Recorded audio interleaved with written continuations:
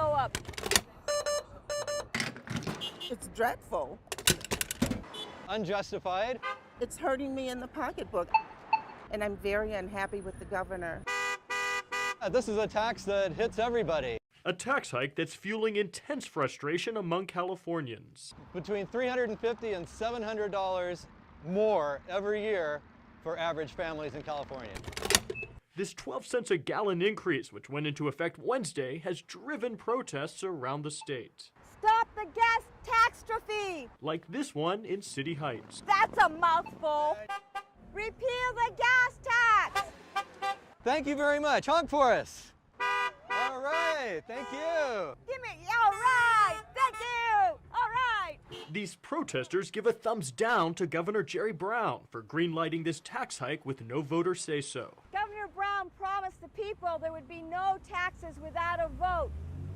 Governor Brown didn't keep his promise, and he's hurting all of us. It hits hardest the people who can least afford to pay for it. One of those people, City Heights resident Carol Robles and her growing family. Alexia, Zuleika, Catalea, and Giselle. A mother who is constantly on the move. I drive a lot. I mean, I have 4 kids. And feels the financial crunch of this price jump at the pump. It's tough. Tough, and Carol says aggravating. What can we do? These protesters say a move to get the gas tax repeal on the ballot next year Vote on the initiative. is now in high gear. Thank you, thank you. So now we're going to give them a vote, and we're going to vote it down.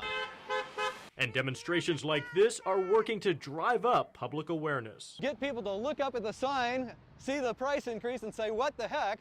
And get people to realize there's something we can do about it.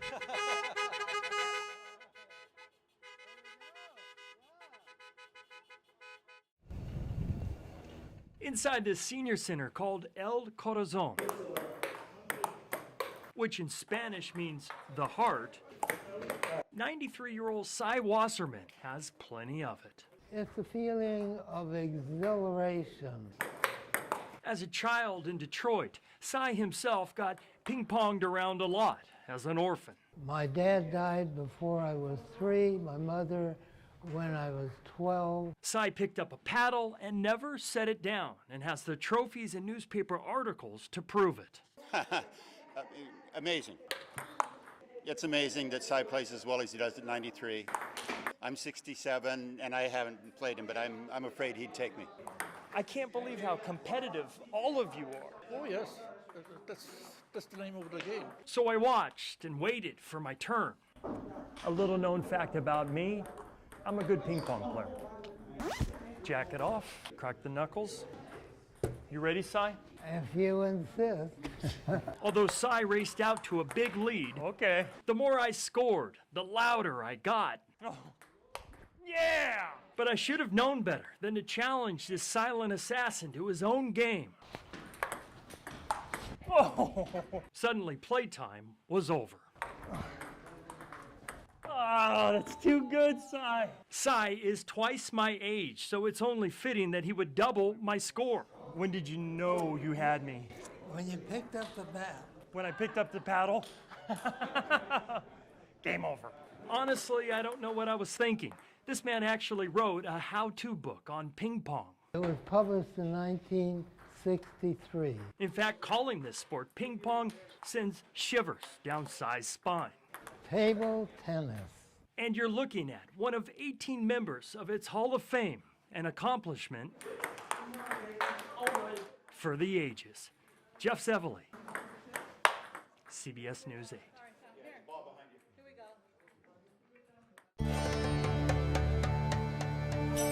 People say, you go to a rock show, who are you going to go see? I said, no, it's not a person that I'm going to see. I'm actually looking at gyms.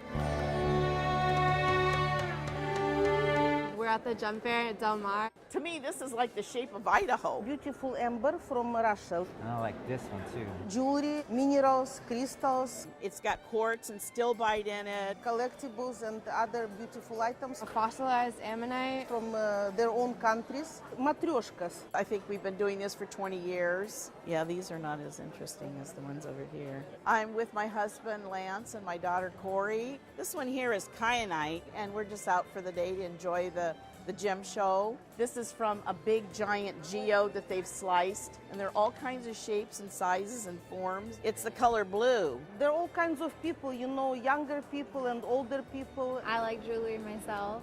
Came to get a couple rings. Ladies who like to make their own jewelry, they come to buy beads. Just anyone who crafts like glass or stones or that sort of deal. Quartz, crystal wrapped in gold and brass. This is like the place to be. When I'm looking at these gems or crystals, I like to feel the energy that they're giving me. I believe in God, and people say there's no God. Well, I believe in it because I've seen a rock, but they're not just rocks, they're gems.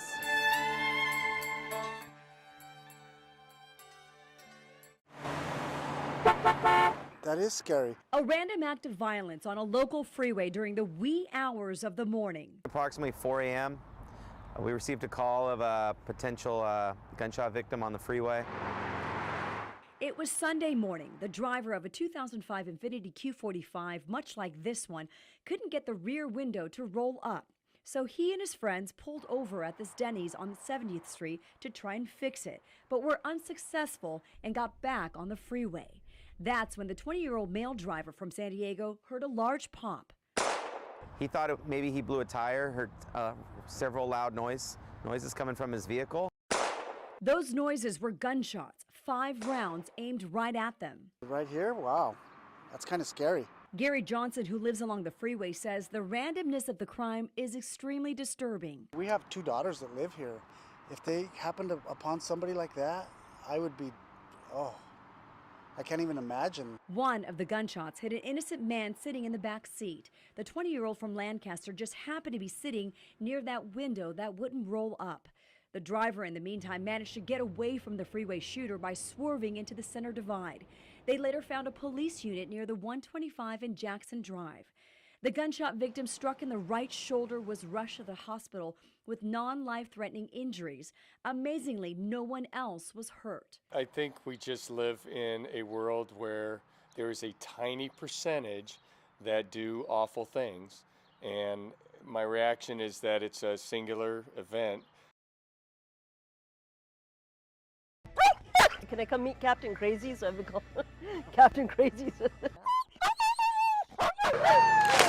For Tammy Michaels and her dog, this is Justice True. He will be 5 next month. It's all about teamwork. Good boy, all right, ready? Tammy was born with spina bifida. She got Justice as a puppy and has been training him to be a service dog. One way they've bonded is through this. If I'm away from the rig, it's set. Oh, there you go, go! Jump! Jump, jump, jump, go, jump, jump! Woo! Yeah! Dog jumping, a national sport. Tammy loved competing, but was often forced to let someone else jump with Justice. I was always on the sidelines. There's really no facilities that have a ramp.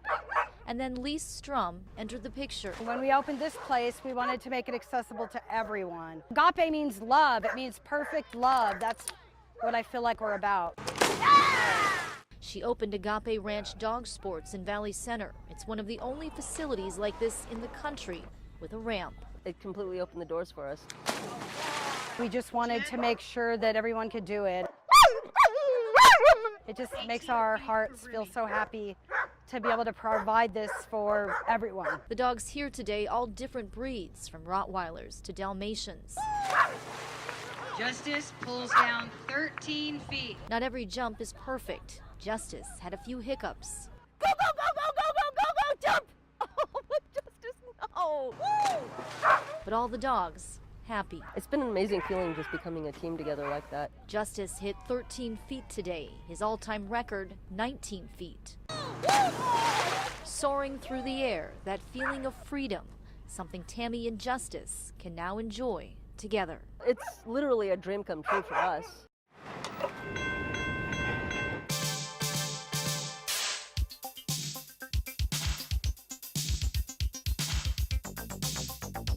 It's a bustling border community that forms part of the city of San Diego. But in many ways, San Ysidro feels worlds apart. especially when it comes to its children. Hundreds of whom have no reliable place to lay their heads every night after school lets out every day. The numbers nationwide are already surprising. In the United States, 1 in 30 school children is homeless. Here in San Ysidro, though, it is 1 in 3. It's heartbreaking. Veronica Medina grew up in San Ysidro and now works for the school district here, helping connect families in need with the scarce resources available. We have approximately 1,500 students considered homeless. These may be students living in shelters, campers or RVs, local motels or hotels, or doubling up with other families in the same situation. This past year, the district failed to secure a special federal grant for $125,000, which its children without a home had relied on for more than a decade. At first, I was very frustrated. I was angry. But Medina channeled that anger into action. Ready to go. Working as a team. Often on her own time, working directly with local families who lack a stable roof over their heads. Families like Rachel Quintana's, who now calls the Gateway Inn next to the border her home, where she shares a basic motel room with her 9 children. My name is Isabella. Ages 1 to 14. It's very hard.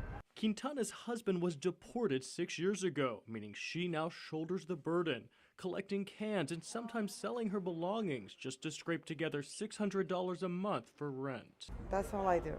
I just make ends meet. I don't have anything left over. There is also a crucial cost to these children's lives. Okay.